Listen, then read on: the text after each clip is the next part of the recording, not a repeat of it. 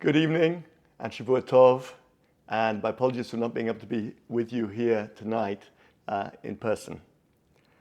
I'd like to thank the RGC and especially Steve Meisel and David Orlin for honoring us all with this award tonight. And I say us all because the true defenders of Israel were Lucy, Maya, and Rena, who were brutally murdered in cold blood on April 7th, 2023 in the Jordan Valley while we were driving up to our Passover holiday in the Sea of Galilee. Lucy was my other half, or in fact, I was hers. She sparked my passion for Israel as well as my passion for life.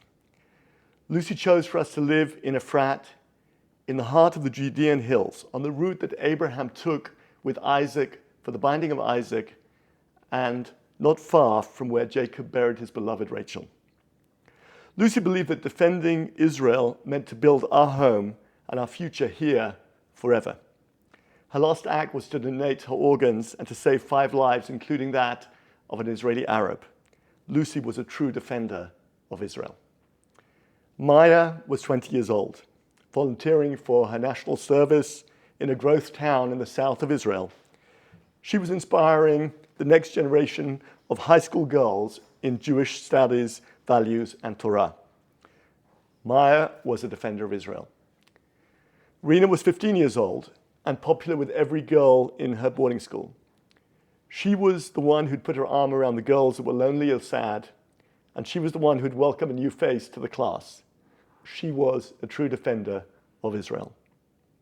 But now the baton has passed from them to me. And one of my first challenges was encountering CNN. On 3 separate encounters, I and my family were equated with the terrorists, moral equivalents. Christine Amanpour's feeble apology for describing the brutal murder of my wife and daughters as a shootout, suggesting that my girls were firing at the terrorists, has not been accepted. For more about where this is going, watch this space. 5 years ago, the Trump administration wisely canceled payments to the vehemently anti-Semitic UNRWA organization, a United Nations front for funding terror training in Judea and Samaria.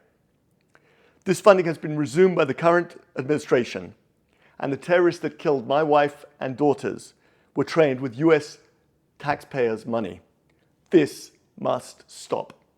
The Palestinian Authority continues to openly incentivize terrorism by paying the families of dead terrorists, such as those that murdered my wife and daughters, $1 million for their services.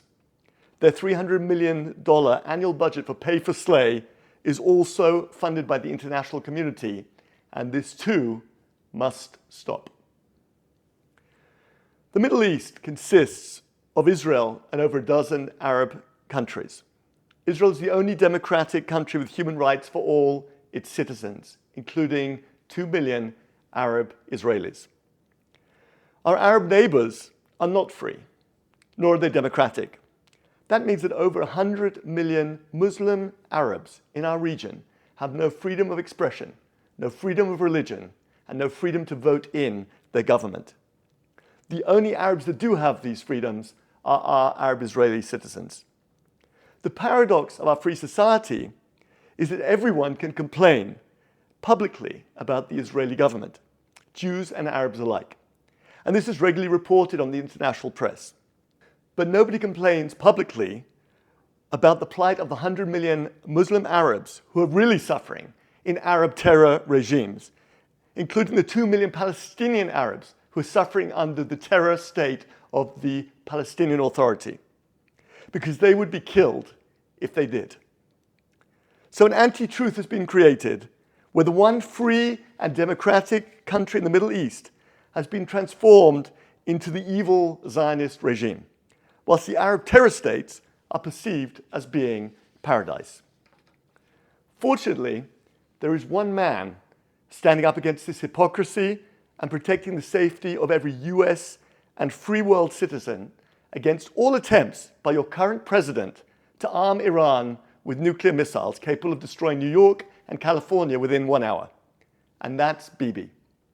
He's not perfect, but he's the only world leader you can rely on to prevent this global existential threat. Thank you, Bibi.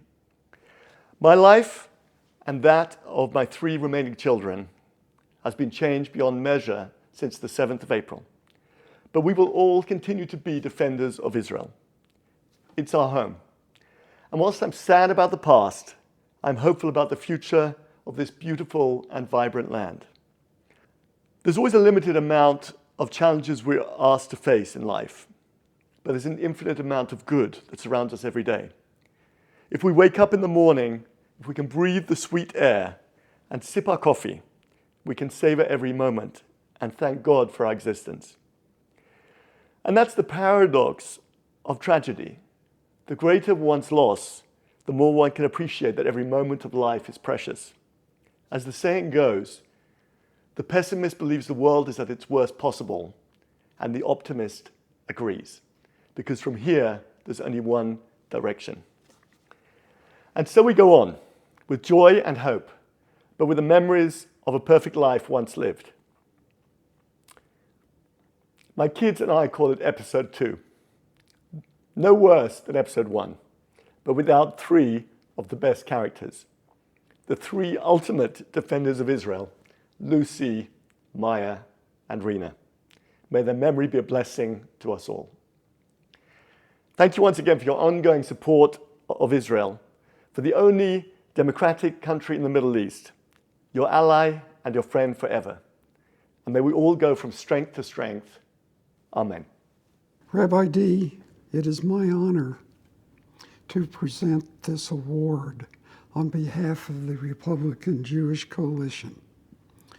We proudly present this Defender of Israel Award to Rabbi Leo D in memory of Lucy, Maya, and Rina D of blessed memory. In recognition of their lives filled with giving goodness and love for all Jews and all mankind. This award is funded by the Stephen M. Meisel Foundation, October 28, 2023.